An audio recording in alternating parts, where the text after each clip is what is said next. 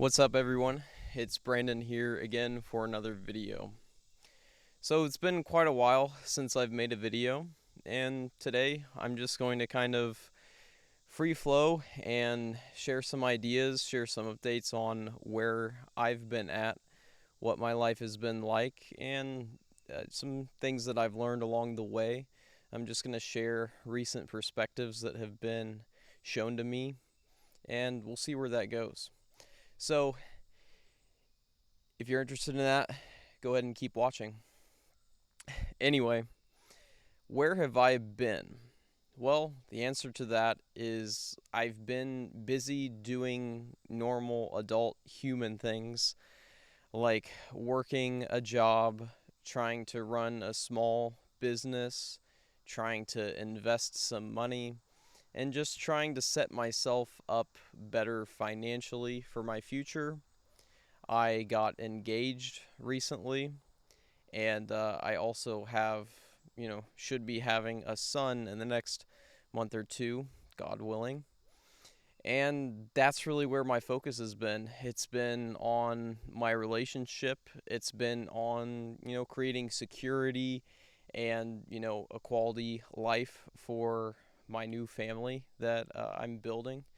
So that's been my main focus. But as any of you who have watched my channel before know, I'm pretty deep about, spirituality. That's really where my passion is, that's where my heart is. That's ultimately where my number one interest in life has been for years. And that hasn't changed. I've had to switch gears and focus, my efforts a little bit differently, but uh, now in my spiritual journey, I feel like I've gotten to a point, and this happened a couple years ago, or actually, I believe it was the summer of 2021. I really had some big changes uh, for just my baseline state of consciousness. My experience of reality was, just put in a different context. I perceive the world differently. I actually, have a different sensate reality than I used to before. For example, like right now, I just feel like I'm kind of floating in space. Um, all of my actions and everything happens pretty much with no feeling of effort. Even if I can sense effort, it feels as if it's not an individual will that is doing that effort, if that makes sense.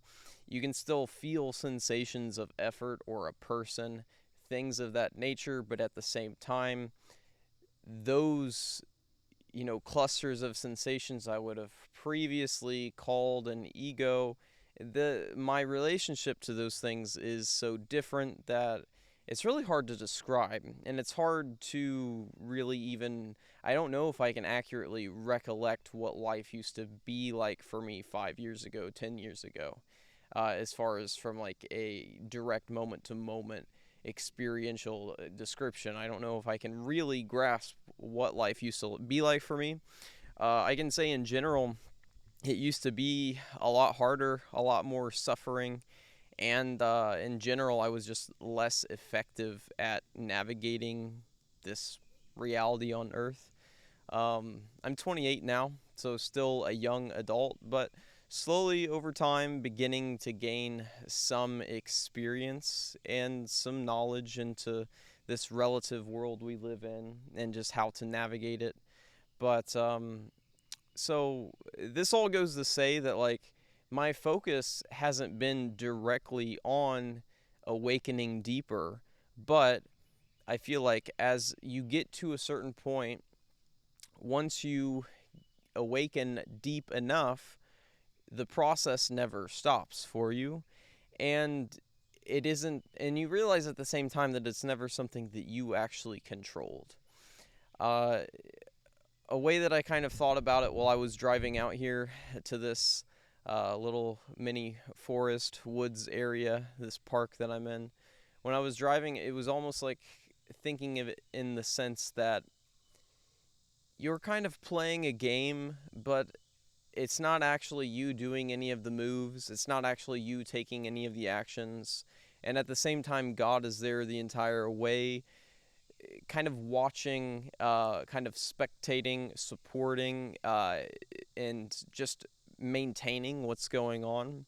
And when I say God, I guess in a sense I could mean, all of reality together here in this moment.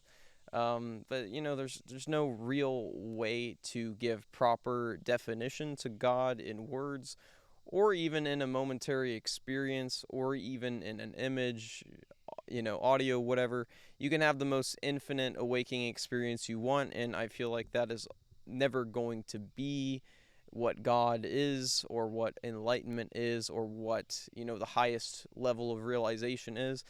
Because the highest realization is just what is always going on, in a sense. It's just the flow of things. It's just what reality does. And you're an integral part of that. I'm an integral part of that. Wherever experience is happening, it's tied into this thing. You could call God, you could call the universe, you could call reality, you could call the truth, you could call so many different names. But my point, I guess, is that it really ties in well with the concept of stream entry in Buddhism.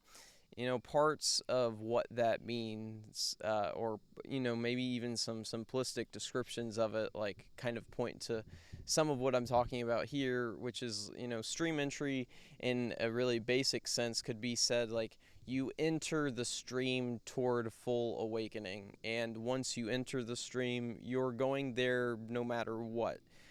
You could take more lifetimes to get there. You could go there, and it could be a really suffering, full, resistant journey on the way to full awakening. But it's like once you get to a certain point, you're there. I've had a theory for years, ever since I had my first real shifts in my experience, and got what more of this is about, what more of this spiritual journey and awakening and whatever you want to call it is about. Again, it's like every one of you watching this video is going to have a different definition slightly, or even a large gap between definitions for every single word that I'm going to say. If I say awakening, some people are thinking of some like new age awakening, and they're thinking astrology, blah blah blah. Other people are thinking like, oh, this experience I had on a hardcore psychedelic, that's what awakening is. Other people are like, oh, the Buddhist perspective, and then the Hindu perspective, Christian, whatever. So one thing to realize is my words will never fully convey what I'm trying to convey to you, but if you get some meaning out of it and it is leveling up your experience right now and seems to give some benefit, then stick with it. And really, one thing is, I've started thinking more today about intuition versus fear. There's a particular spiritual teacher who I was watching really for one of the first times before I watched a whole video of hers, and she talks about enlightenment as basically being completely out of fear, no longer acting from fear. And I think that's a beautiful way to describe it.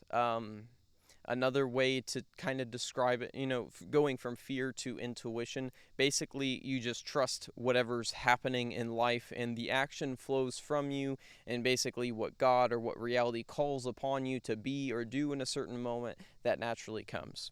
So that could be one way of looking at it. Awakening in another sense is you fuse in, perfect clarity with what reality already is. You no longer try to be something other than exactly what you are and what you're set up to be in the exact moment you're in. So rather than having an aversive type of feeling of I don't want to be in this moment, or there's something that I must get away from in this moment, or from having a desire for something else, really aversion and desire are just two different perspectives on the same coin, you might say. If you desire chocolate, you know, that's one thing. If you desire to be in shape, you're going to maybe be averse from eating too much chocolate. Um, and if you look at more of a neutral perspective, you don't care. If chocolate's there, you might eat it, you might not. These are all really simple ways to describe what is in some ways a lot more complex, but in another way is so natural that you can never capture it, and also so simple that it is complicated to try to explain, but in its actual function it's the most natural, easy flowing thing ever, and you can't actually escape from it. I think something I started hinting on at the beginning of this video was talking about how, okay, I was talking about stream entry. What I want to take a bit of a step further is, like, if you're in any reality at all, you're already in a sort of stream entry. You're already on the way to realizing the truth in any of these, deep spiritual realizations that any humans ever talked about. I feel like if the truth is the truth and it is a real thing and it is a deep realization, or just the realization of the nature of what is, you're already on the way to it. Not only are you on the way to it, you are it, and it is you, and there's actually no escape from that. The only thing we can do is we can kind of play human games, or like the games of temporary beings, and act as if we're going to somehow avoid this truth. But to me, the truth of enlightenment, the truth of awakening, the truth of God, being in the kingdom of God, all these sorts of ideas, like, they all point to me as you're going to realize at some point that none of this is as real or as serious as you used to think, but you're also never as safe as you thought you could be, and you have no way to protect yourself from anything in reality, because you are actually completely vulnerable in every moment, so much so that you don't even have control of any action in yourself.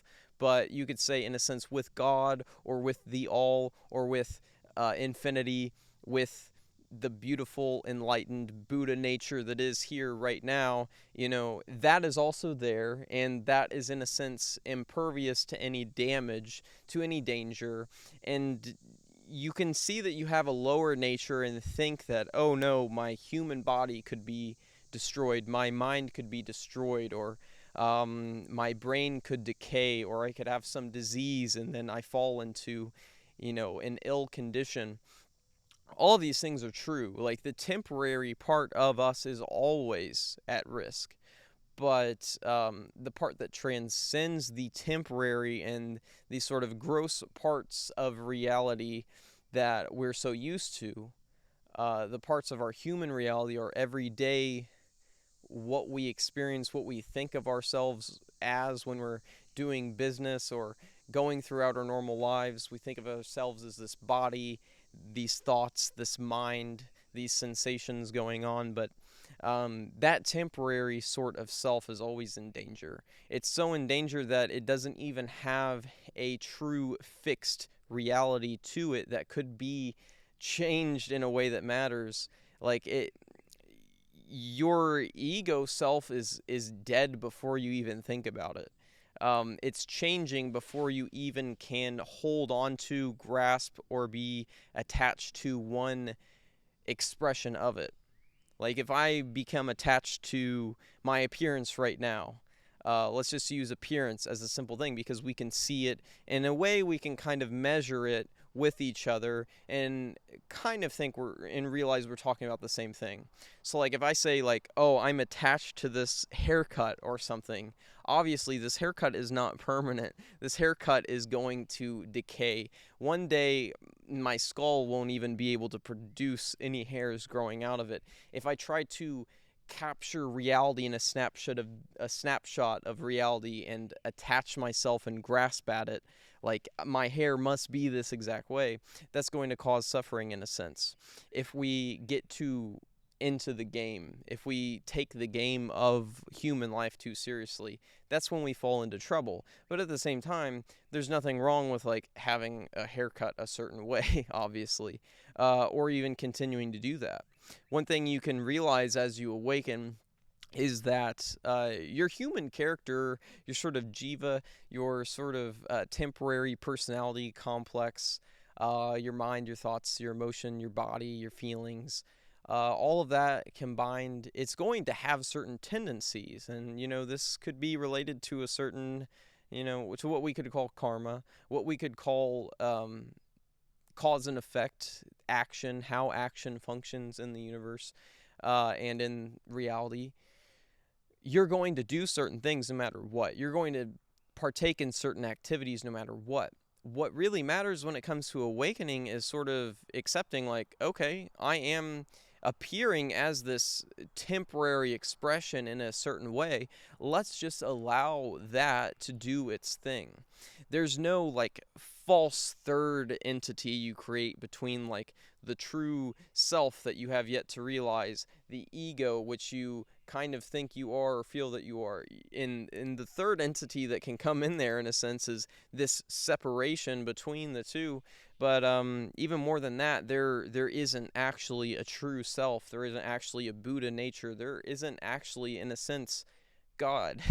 If you look at reality as if God is a thing or a being that can be pointed to, you're already trying to define and limit and create a finite existence to God.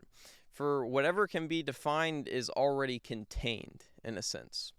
And if you want to use words to describe things, maybe in the deepest sense, you have to realize that you can never contain anything in a human understanding and it actually be accurate or the full story. We're always just speaking in approximations. Our brains and minds always just use symbols, very simplified symbols.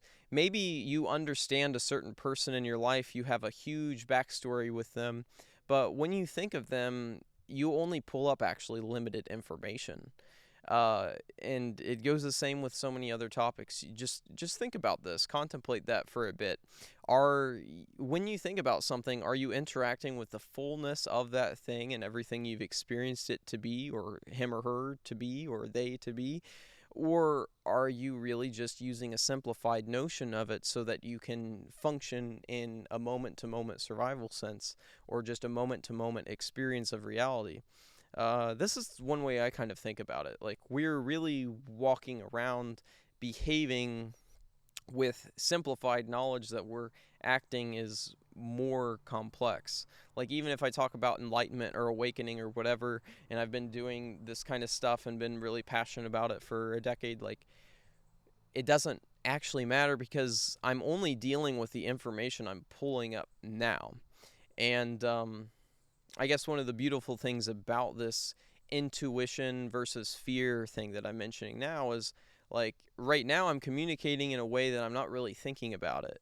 I'm speaking faster than I could, try to put thoughts together. If I were trying to write a book and like be perfect and was in some like sort of normal ego with a will way of functioning, who's making effort, I wouldn't be able to communicate an idea like this exactly the way that I am now. Because now I'm letting the message flow through me. You could even say in a way it's a channeled message, but who am I channeling? What entity am I channeling? Nothing. I'm just channeling the present moment, but I'm not channeling it. There's no moment that's actually here that could be defined, that could be pointed to. It's a moving, fluxing thing, which is this reality, which is tied in with everything that you could ever dream of. It's all intertwined, but is it actually? I don't know. It's actually just what is here. If I hear those bugs making noises over there, that's part of my experience, but that's one thing that I kind of have a certain understanding of it being quote unquote real right now. But even me thinking that they're bugs, that's an assumption in a sense. What I'm just hearing is some noises. Maybe you guys don't even pick up on that noise through the mic. But I don't know. The beautiful thing is here, when you can go into the more intuitive, more in the flow, and in like a 1-to-1 ratio with all that is, the beautiful part is you just let go of that armor shell that you're trying to create between the false self and the imagined divine self, or the goal, if we're thinking about things in spiritual terms. Really, the problem in all of this is the defenses that we make. If we make a defense against reality, like to protect ourselves, what we do is we define ourselves in that moment. We define the rest of reality in that moment as a threat to who and what we are, even though there isn't a true essence that lines up perfectly with that false self that we're trying to protect. When we try to protect this false self, all we really do is end up harming the reality of what we are in the moment that experience is happening. But we harm that real thing, the realest thing in a sense that is happening that we have access to. We harm that with false ideas and pictures of the ability to defend something that's not even there in reality. So, however that makes sense to you guys, I don't know how well you pick up on that exactly. I don't know how well I pick up on that exactly. I know that I understand to a degree what I'm talking about, but I also know I'm just kind of here. This is happening. This is the way my reality's working in the moment. Um, so yeah, like I've just been the main spiritual practice I would say that I've had lately. I have been meditating. I have been reading, especially like more Buddhist sources. I'm trying to, quote unquote, like in my life, I think I would like to master that the most. That's the form of more like formal spiritual practice that I've personally come into that really resonates the most with me, is a lot of different Buddhist traditions. Um, and when you say Buddhism, it's like, what do you actually mean? There are thousands and tens of thousands, maybe more, uh, different flavors of Buddhism, and each person who interacts with that teaching and with those practices is going to have a completely new and fresh and unique experience. So, what I say to be Buddhism could be more similar to something you put under a different label. But at the end of the day, I feel like if we are growing spiritually, we're growing into greater vulnerability and trust with what is and with reality as it occurs, to the best we can try to define it in our flawed ways. Um, but yeah, so I've been reading the Majjhima Nikaya, which is, Pali for the middle length discourses of the Buddha, I believe, is like the normal sort of translation that you'll see in English. And so basically, like Buddhist source scripture material, like the earliest scriptures, one of the main books of those. I found a lot of inspiration in that, and it was great. And it really inspired me to practice more and in certain ways, and I developed in certain ways along, the normal Buddhist axes of development. But lately, I actually turned away from that book. I was intending to read, you know, all of the Majjhima Nikaya and then move to something else, but I ended up picking up the book Mastering the Core Teachings of the Buddha by Daniel Ingram again. And when I picked that up, it kind of inspired me to take my practice deeper and to, in a sense, take it more seriously, even though I've been talking earlier on about how we shouldn't take things too seriously. Um, but yeah, anyway, so lately I've switched gears to that, and I'm maybe a quarter of the way through that book again. This would be like my second reading, or I don't know. I've read that book in a lot of short spurts before, and maybe read pretty much all of the book before, but now I'm trying to read it all in like a more normal, systematic way of just, page by page, go through the whole book. And if I finish the book in that way, I do. Maybe not. Maybe I'll just get halfway through and another book calls to me. One of my practices lately has been sort of, I contemplate and I am very present and mindful while I read a spiritual text or a spiritual book from a modern author, however it is. So, like, the contemplation happens in the moment that I'm reading, and that itself is a spiritual practice. That itself is, in a sense, a meditation or a form of meditation, more or less.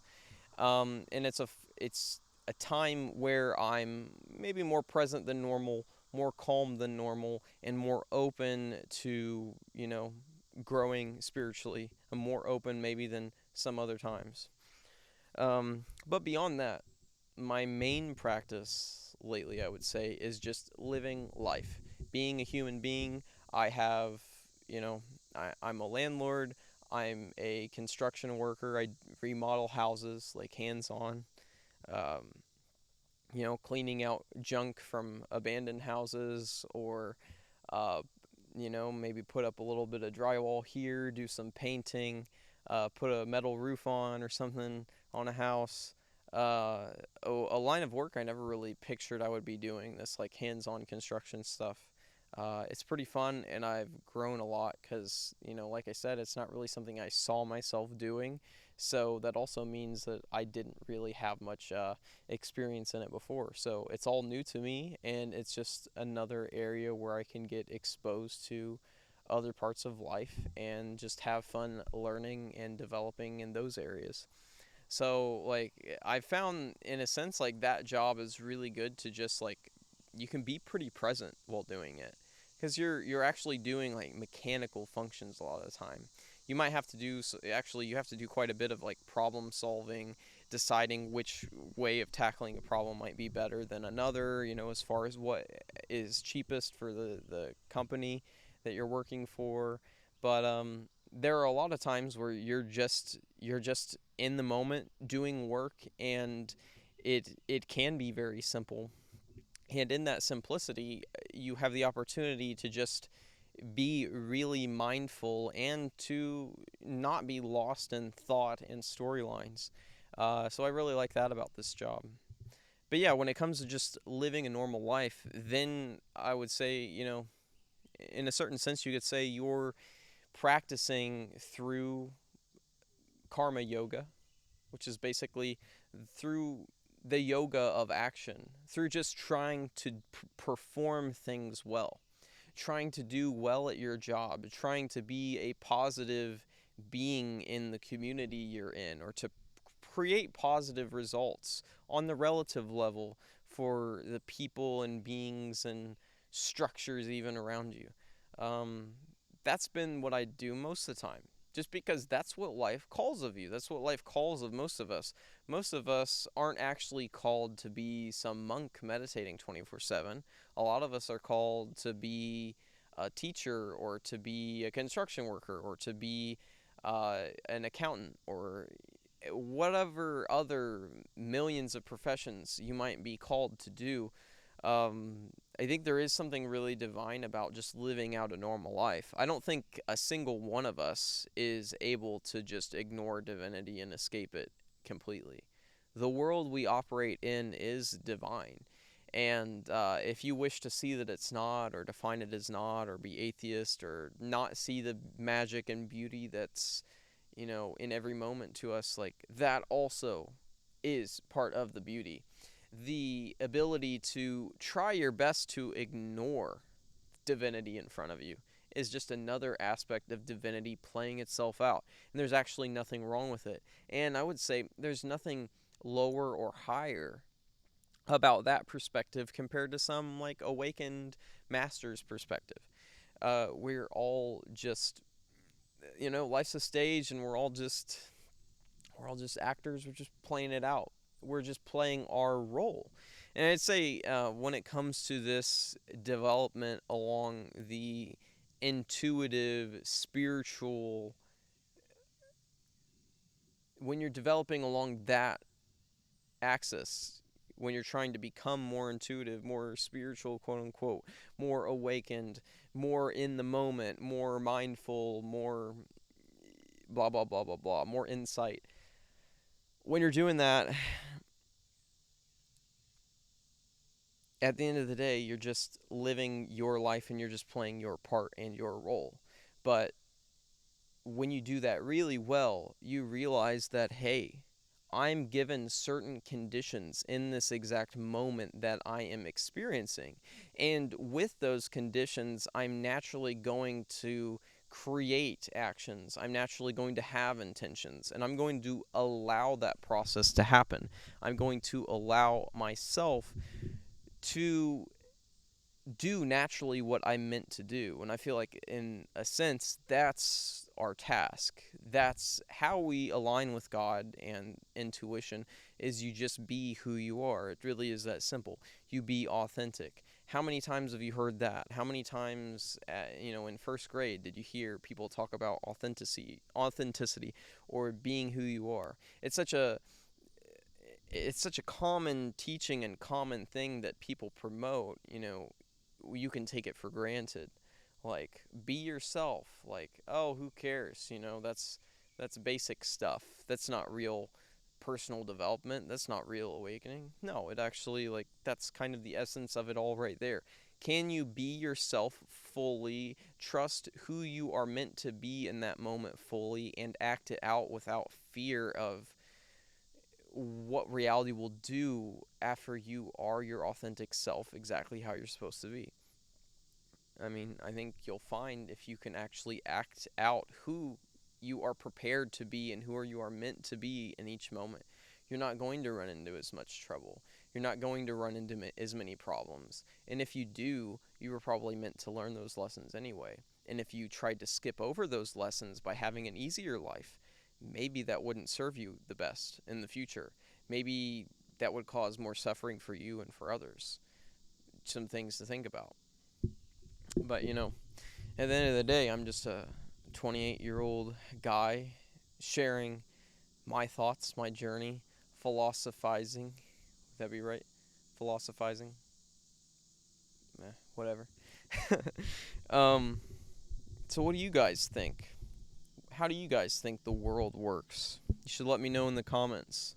I would really like it if you guys who watch this, whether you're an old viewer of mine or a new viewer, like, I'd really love it if you guys could just put some questions you have for me, or say, like, I really liked when you talked about this thing, like, give us more of that, because I do want to get back into making YouTube videos again. It's actually a guy I just met and talked with on a video call yesterday. Like, he commented on my YouTube channel like a week ago or something, and then he's like, I sent you a message, and he's just like, yeah, dude, I liked your videos, could we talk sometime? And I've met a lot of cool friends and people that way before, so I was like, sure, let's go, let's talk.